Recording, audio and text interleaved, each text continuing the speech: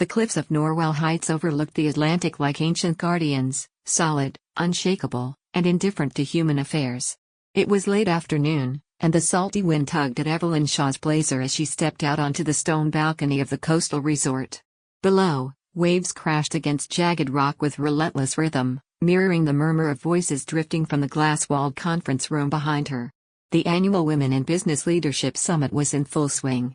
Inside, executives mingled, shared insights, and toasted one another's success. Evelyn had just delivered a breakout presentation that earned a standing ovation.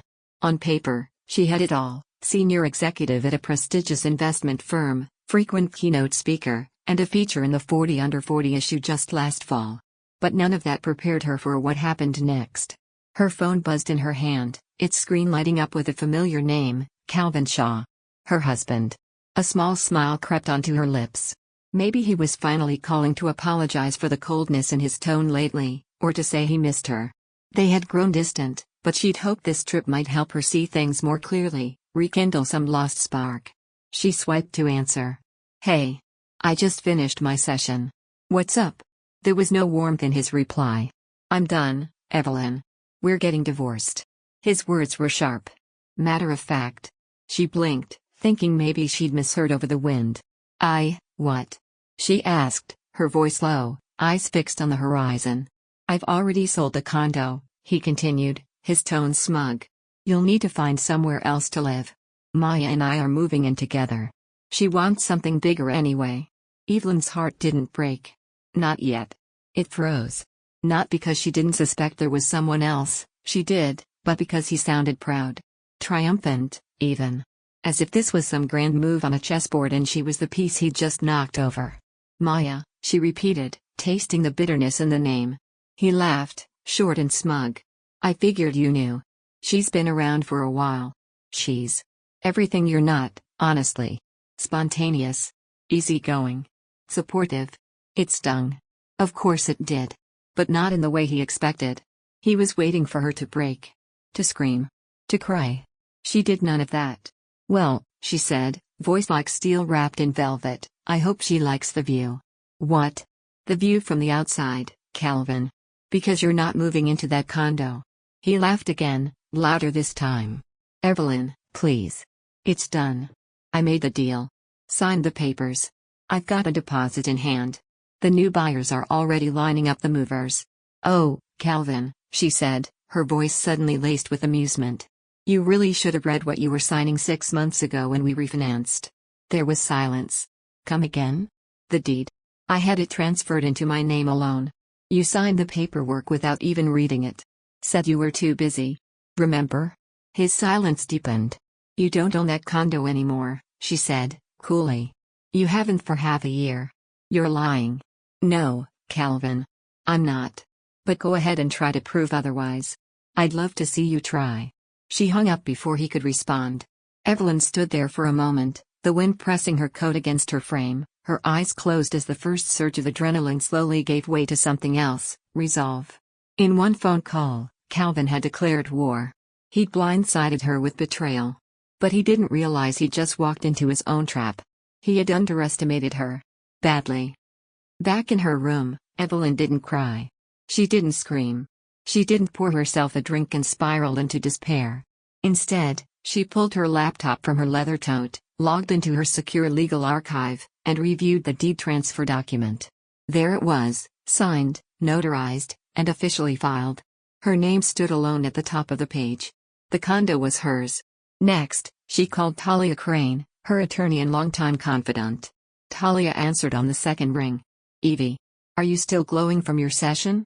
"Calvin just called," Evelyn said flatly. "He says he's divorcing me. Says he already sold the condo. And he's moving in with someone named Maya."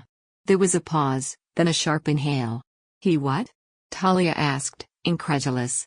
"That idiot. I know. But here's the thing, he can't sell the condo. It's in my name. He signed it over 6 months ago when we refinanced. I have all the documentation." "Well, then he's not just an idiot, he's committed fraud," Talia said, her voice already shifting into litigation mode. "Did he take money from the buyer?" "Apparently. Said he's got a deposit." "Good. That's really bad for him." We'll need to notify the buyer immediately and draft a cease and desist. If Calvin misrepresented ownership, this is an open and shut case. Make it fast, Evelyn said, her voice steady. I want every legal door closed before he even realizes one was open. Talia paused. Are you okay? Evelyn let out a breath. I will be. I'm not falling apart over this. I'm going to dismantle him the way he thought he dismantled me, quietly, efficiently, and with paperwork. Talia chuckled. That's my girl. Evelyn spent the rest of the night reviewing her presentation notes, sipping tea by the window while the waves continued their relentless pounding below. She thought of the years she'd spent accommodating Calvin's moods, downplaying his snide remarks, brushing off the moments that felt wrong. Now, it all made sense. He was never careless. He was calculating. But she had unknowingly outplayed him, and now she would do it with intention. She wasn't going to win with anger. She would win with calm precision. And when he realized just how thoroughly he had lost, how deeply he had underestimated her, it would be far more satisfying than any shouting match could ever be. Tomorrow, she would walk into that conference room, deliver her closing panel talk, and smile. Not because she had to, but because she meant it. The war had begun. And Evelyn was already winning. The soft hum of the morning tide whispered beneath the windows of the seaside resort as Evelyn Shaw packed her suitcase. Crisp blouses folded into perfect thirds. A pair of nude pumps stuck neatly into a cloth bag. Every item placed with purpose. She was no longer angry, just focused. By the time she checked out and stepped into the Blacktown car waiting by the entrance, Evelyn had already made 3 calls. One to her assistant to rearrange meetings. One to her banker. And one more to her lawyer, Talia Crane, who was already moving like a sharpened blade behind the scenes. You'll be pleased to know, Talia said when Evelyn called from the back seat, we've already reached out to the buyer. Evelyn glanced at her reflection in the car window. Calm. Composed. Unshaken. And? They were. Less than thrilled, Talia replied, voice clipped and professional. Apparently, Calvin presented himself as the sole owner. Signed documents. Took a deposit. It was only a preliminary agreement, nothing has been formally filed yet, but if they'd moved a day faster, the money would have disappeared into whatever little fantasy life he's trying to build with his mistress. Evelyn's lips pressed into a thin smile. Maya. Right. Her, Talia said dryly. The good news is, the buyer is cooperating. They're furious, of course, but they've agreed to give us a formal statement confirming Calvin's misrepresentation. That'll be useful if this goes to court. And Calvin? No response to the legal notice. But he's seen it. We tracked the email's digital receipt. He opened it within 10 minutes of delivery. Good, Evelyn said, crossing one leg over the other. Let him stew. Talia chuckled. Ev, I have to say, your calm is unnerving. Let's just say I've had time to prepare for this. He may think he ambushed me, but really. He stepped right into a trap of his own making. That evening, Evelyn returned to the condo. The moment she opened the door, she felt the shift. It was still filled with Calvin's presence, his aftershave lingering in the hall, his leather jacket slung over the dining chair like always. But the air had changed. This was no longer his sanctuary. It was hers. Entirely. She set her suitcase down, kicked off her shoes, and moved with quiet purpose. She'd already prepped a folder with the deed, a printed copy of the signed transfer, and a timeline of events, just in case. It didn't take long for the front door to slam open. Calvin stormed in, his eyes wide with rage and disbelief. In his hand was the letter from Talia. What the hell is this? He barked, waving the envelope. You're saying I can't sell the condo? It's half mine. No, Evelyn said coolly, standing from the kitchen island. It's not. The deed has been in my name alone for months. His face went blank. What are you talking about? She walked to the side table, retrieved the manila folder, and pulled out the document like a magician performing a final trick. Remember when we refinanced earlier this year? You signed this, transferring full ownership to me. You didn't read the papers. You just signed. His mouth opened, then closed. That's impossible. Is it? Evelyn asked softly. Or did you just assume I wouldn't outthink you? He grabbed the paper from her hand, scanning the lines, his jaw tightening. This doesn't mean anything. I already made a deal. It means everything, she corrected. That deal is void. You tried to sell something that legally doesn't belong to you. That's fraud, Calvin. And if you've spent any of that deposit money, you've opened yourself up to criminal charges." He looked stunned, like someone waking from a dream to find the house on fire. "You think this makes you smart?" he snapped, his voice rising. "You're playing dirty." "No," she said, stepping closer. "I'm protecting what's mine. Something you've never had to do, because you've always believed you could take whatever you wanted." He turned away, pacing the room. "You can't just throw me out of here. We've lived here together for years. And I'm giving you until the end of the week," she replied. "I don't have to, but I'm choosing to. Pack your things. Find a new place. This is no longer your home." Calvin's breath hitched. He didn't yell. He didn't argue. He just stood there, deflated. And Evelyn? She didn't feel triumphant. She felt whole. Steady. Like someone finally stepping into the role they were always meant to play. Over the next few days, Calvin's bravado unraveled. He left voicemail after voicemail, some angry, others almost pitiful. "You're ruining my life, Ev. Don't do this. Can't we talk? You're blowing this out of proportion. Please." She didn't respond. Instead, Evelyn focused on reclaiming her space.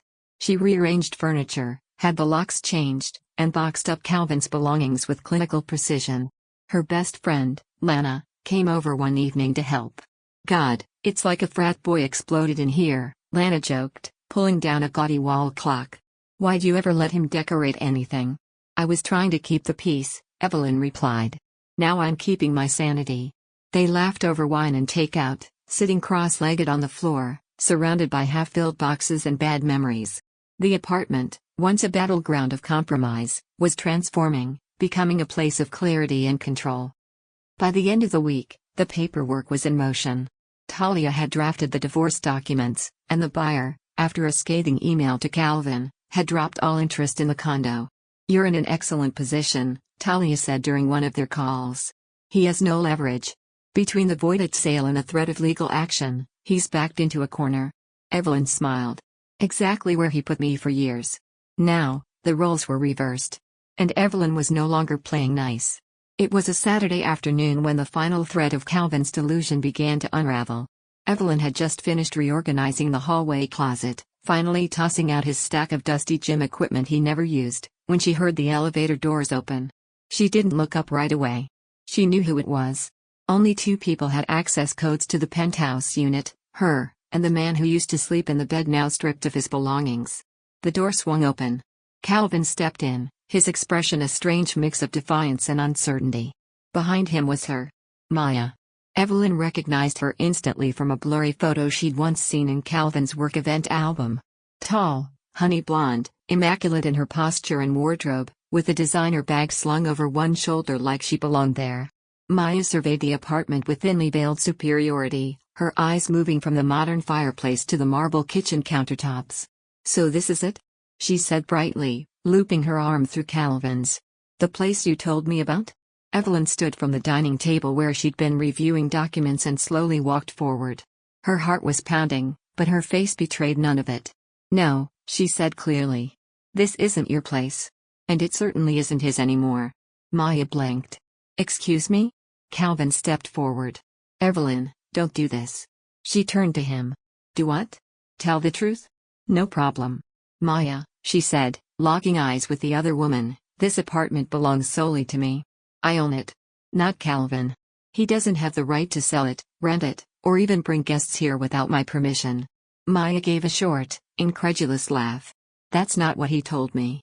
He said this place was his and that he'd sold it to fund our move. That you were out of the picture."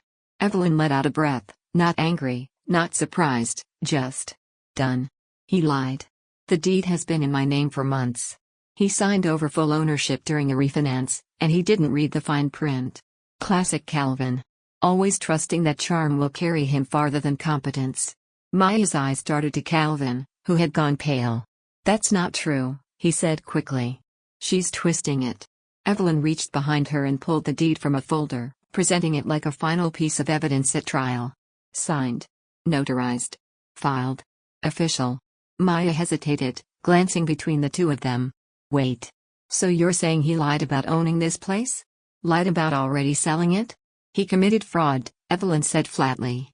"Tried to sell a property he doesn't own, took a deposit from a buyer, and is now facing the very real possibility of legal charges if he doesn't return the money. Maya's face drained of color. "You told me," she said slowly, voice rising, "that everything was handled. That we were moving in here while we searched for our next place." "Maya, baby, Calvin reached for her arm. She pulled away. "Don't baby me. Are you seriously dragging me into this mess? I was handling it." "No," Evelyn cut in. "You were scheming. And failing, spectacularly." Maya turned back to her, eyes narrowing. "Why are you even letting him stay here, then?" "I'm not," Evelyn replied calmly. "I gave him a deadline to collect his things. That deadline expires at the end of today." The apartment was still, quiet but for the subtle hum of the fridge and the undercurrent of Calvin's mounting panic. Maya took a step back. "You're unbelievable," she hissed at Calvin. "You told me you were divorced, that you had full control of everything." He floundered. I didn't think she'd." "She outsmarted you, that's what she did," Maya snapped, grabbing her purse. "I'm not sticking around to watch you crash and burn." She looked once more at Evelyn, something between admiration and embarrassment flickering in her eyes, then turned and walked out, her heels clicking down the hall like a gavel striking judgment. When the door shut behind her, Calvin collapsed onto the couch, burying his head in his hands. "Evelyn, please," he muttered. "I screwed up. I know that. But you don't have to do this.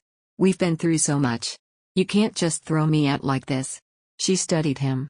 Not with anger. Not with grief. But with the detached clarity of someone who had finally stopped expecting anything good from a person who'd consistently let her down. "I'm not throwing you out, Calvin," she said. "You threw yourself out the moment you called me from across the country and said you'd sold my home and were divorcing me like it was a business transaction.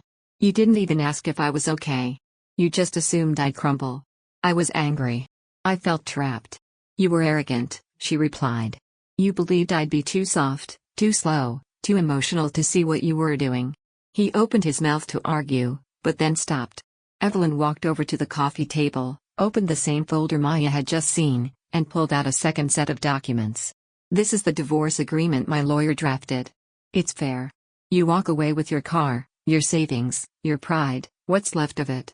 But if you push me, if you try to contest this or touch my property again, I will press fraud charges. And you will lose." He looked up, eyes glassy.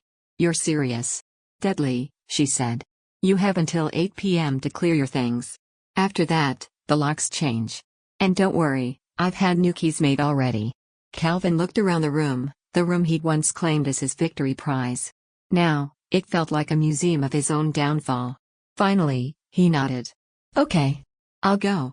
"Good," she said, picking up her phone. "Because the last time I gave you a second chance, you tried to destroy me." He didn't say another word. He picked up his duffel bag from the floor, stuffed it with what he could, and walked out with his head low. Evelyn stood at the window, watching as he disappeared down the street, just a man with a bag full of mistakes and nowhere to put them. And for the first time in years, the apartment felt still. Not empty. Just peaceful. The silence in the apartment after Calvin left wasn't eerie, it was peaceful. For the first time in years, Evelyn Shaw could hear the quiet hum of her own thoughts without interruption, without judgment, without someone sighing from the couch because she dared to work late or refused to laugh at an inappropriate joke. She stood in the middle of the living room, barefoot on the hardwood floors, her arms crossed over her chest. The air felt lighter. His gaming chair, the ridiculous oversized leather throne he refused to part with, was gone. The mismatched sports memorabilia he insisted on displaying in the hallway? Packed. All that remained was the echo of his absence, and the comforting realization that the space was finally hers again. Lana arrived just after sunset, arms full of takeout and a bottle of wine. "Is it true?" she said as soon as Evelyn opened the door. "Did the slime ball actually leave?" Evelyn stepped aside, waving her in with a small smile. "Took his bags and his bruised ego." "Praise the Lord," Lana muttered, setting everything down on the counter. "I brought dumplings and celebration wine. And before you ask, yes, it's the expensive bottle." Evelyn laughed. It was the kind of laugh that came from the chest, not the throat. Not a reflex, but a release. They ate cross-legged on the rug with glasses in hand, surrounded by freshly rearranged furniture and half-empty walls. With each bite, each story shared, Evelyn felt herself settling into the version of herself that had been buried for so long, beneath Calvin's criticism, beneath the fake smiles, beneath the fear of seeming too much. He tried to guilt-trip me, Evelyn said, sipping her wine. Switched tactics mid-argument, anger, bargaining, the whole cycle. Even tried the "we've been through so much together" card. Lana scoffed. You mean you've been through so much? He's been coasting through life with you doing all the work. Evelyn nodded. And I let it happen. That's the part that stings the most. Not the betrayal. The fact that I saw signs and still gave him room to prove me wrong. That's not weakness, Ev. That's hope. And that's not a bad thing, Lana said softly. You gave him chances. He buried them. By the time they finished dinner, Evelyn's living room looked and felt like a different place. Not because anything major had changed, but because she had. The energy shifted. No more walking on eggshells. No more editing herself to keep the peace. That night, after Lana left, Evelyn made a list. At the top, reclaim everything. It wasn't about revenge. It was about liberation. She was tired of making herself small to accommodate someone else's insecurities. Over the next week, Evelyn rebuilt. She brought in new lighting, warm lamps with amber bulbs. She took down Calvin's awful poster art and replaced it with framed photos from her travels, Machu Picchu, Kyoto in spring, the lavender fields of Provence. She added a plush navy armchair in the corner where the ugly glass table used to be, stacking it with her favorite books. She even bought a new rug, a ridiculous shaggy thing in deep emerald green that Calvin would have hated. And she loved it. Every piece she moved or replaced was a declaration, I am still here. I choose joy. Chloe, her attorney, continued working behind the scenes. The divorce papers had been sent, and to no one's surprise, Calvin signed without fuss. Probably because he knew he had no leverage left to stand on. Looks like he's backing off, Chloe said during one of their late afternoon calls. No counters. No drama. Just signed and done. Evelyn let out a breath. I think he's finally realizing I'm not the same woman who used to apologize for asking him to clean up after himself. Chloe chuckled. I still can't get over how he tried to sell a home that wasn't his. He underestimated me. That's the story of our entire relationship. Then let this be the first chapter of the sequel, Chloe said, and Evelyn liked that thought. One morning, Evelyn found herself sorting through old documents in a box labeled Taxes Plus Memories, a mix of receipts, birthday cards, and photos from a life that no longer existed. She came across a snapshot of her and Calvin at a vineyard in Sonoma. They were smiling, wine glasses in hand, back when she still thought the compromises were temporary and the sarcasm was charming. She stared at it for a long while. Then she placed it in an envelope, sealed it, and tucked it deep inside a drawer. Not out of sight, but out of power. He no longer got to occupy visible space in her life. By month's end, Evelyn had restructured more than just her apartment. She finally booked a weekend retreat she talked herself out of for years, a women's leadership and wellness experience in the Blue Ridge Mountains. She'd always wanted to go but had skipped it because Calvin hated nature and said it was woo-woo nonsense. Now, she booked it without hesitation. She also signed up for a ceramics class at a local studio. Something messy. Something fun. Something just for her. Every yes she said to herself felt like reclaiming stolen territory. One afternoon, Lana stopped by with lavender lattes and a wicked grin. You're glowing, she said the moment Evelyn opened the door. You changed your shampoo or just dropped 180 pounds of emotional dead weight? Both, Evelyn quipped. They settled on the couch, her couch, now, and Lana raised her cup in a toast. To the woman who took the worst day of her year and turned it into her soft launch for happiness. Evelyn clinked her cup against hers, smiling. I'm not just surviving anymore, she said. I'm thriving. That night, Evelyn stood on her balcony overlooking the city. The skyline shimmered beneath the watercolor sky. She thought about that phone call, the moment Calvin assumed he could destroy her with a single sentence. How confident he had sounded. How small he had tried to make her feel. And now? He was gone. The apartment was hers. The future was unwritten, but full of possibility. Her peace wasn't loud. It didn't need to be. It was quiet. Certain. Strong. And as she turned to go back inside, Evelyn knew this wasn't the end of a story. It was the prologue of a life she had finally chosen for herself. The scent of fresh coffee filled the kitchen as sunlight streamed through the windows of Evelyn Shaw's apartment, her apartment. The very same condo that her ex-husband had tried to steal out from under her. Now, it smelled like roasted hazelnut, beeswax candles, and a woman who had reclaimed not just her home, but her entire identity. She carried her mug to the balcony, the early morning air crisp against her skin. Down below, the city stirred. Cyclists, joggers, dog walkers. People in motion. And Evelyn, for the first time in a long while, didn't feel like she was chasing anything. She was exactly where she needed to be.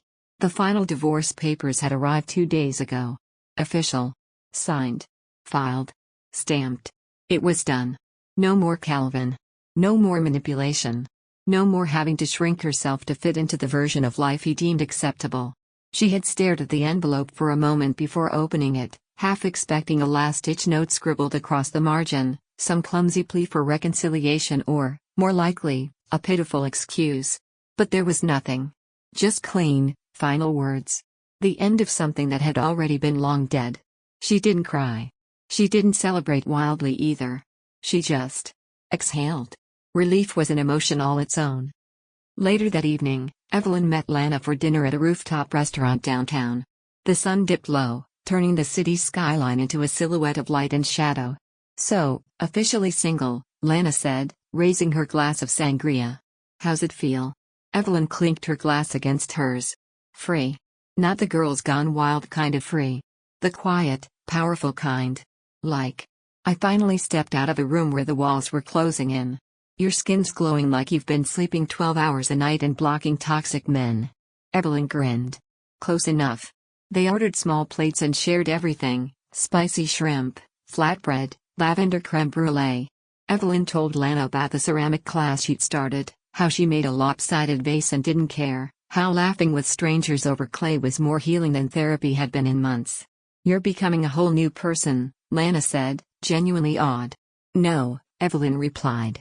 "I'm just becoming me, finally." That weekend, Evelyn made another change. One she hadn't expected. She took down the last photo from the hallway, one that had survived her previous decluttering. It was an old picture of her and Calvin at a work gala, arms around each other, all white smiles and forced closeness. She stared at it for a long time, then slid it out of the frame and tucked it in a file labeled archived. Not destroyed. Not forgotten. Just no longer welcome on the walls of her present. In its place, she hung a minimalist watercolor print, an open door leading into a garden of wildflowers. A quiet reminder that even endings can bloom into beginnings. A month later, Evelyn received a message she didn't expect. It was from Calvin. "Evelyn. I just wanted to say I'm sorry. For everything. I didn't realize how much I relied on you until I didn't have you anymore. I hope you're okay." She stared at the screen for a long moment. And then, she put her phone down. She didn't reply. Because forgiveness, she'd come to learn, didn't always require acknowledgement. It wasn't about making someone else feel better. It was about releasing yourself from the weight of waiting for remorse. She'd already let go. Her days grew full again, but in ways she chose. Mornings began with yoga or journaling. Afternoons were for work, strategic planning, team calls, mentoring young associates. And her evenings were hers. Ceramics on Mondays. Reading on the balcony. New recipes on Wednesdays. She wasn't rushing to fill a void. She was filling her life with intention. One evening, she hosted a small gathering, just a few close friends, wine, music, and laughter that felt real. Lana brought a giant charcuterie board, someone else brought records, and for the first time, Evelyn danced barefoot in her living room without worrying about being too much. They toasted to strength. To choosing peace. To starting over. And Evelyn, looking around at the apartment that once felt like a battlefield, now saw it for what it had become. A sanctuary. On a quiet Sunday morning, Evelyn sat down at her desk and began drafting a personal essay. She titled it, "How I Reclaimed My Life After He Tried to Take Everything." She didn't plan to publish it, at least not yet. But the words poured out of her. She wrote about the phone call from the cliffside. About Maya's shocked face. About the moment she realized she didn't have to justify herself to anyone anymore. She wrote about fear. About being gaslit. About staying small to keep someone else comfortable. But most of all, she wrote about healing. Not the linear, magical kind. The messy kind, the kind with relapses, self-doubt, and rage that wakes you up at 3 a.m. and how, in the middle of that mess, she found something fierce and brilliant. Her voice. Months passed. One morning, Evelyn walked past a real estate agency downtown and saw a listing that stopped her in her tracks. A quaint brownstone on a tree-lined street near the park. A small garden. Floor-to-ceiling bookshelves. Sunlight flooding every room. She smiled. Not because she wanted to escape her current home, but because she knew she was ready for whatever came next. Whether she stayed or moved, loved again or remained gloriously solo, it would all be her decision. Because the future wasn't something she feared anymore. It was something she owned. That night, as she curled up on her emerald green couch with a mug of tea and a new book, she reflected back to the moment that started it all: Calvin's smug phone call, the apartment sale, the betrayal that had once hollowed her out. And now? Now she was whole. Because the home he tried to steal had never been about four walls. It was her. Her peace. Her strength. Her freedom. And no one could take that away again.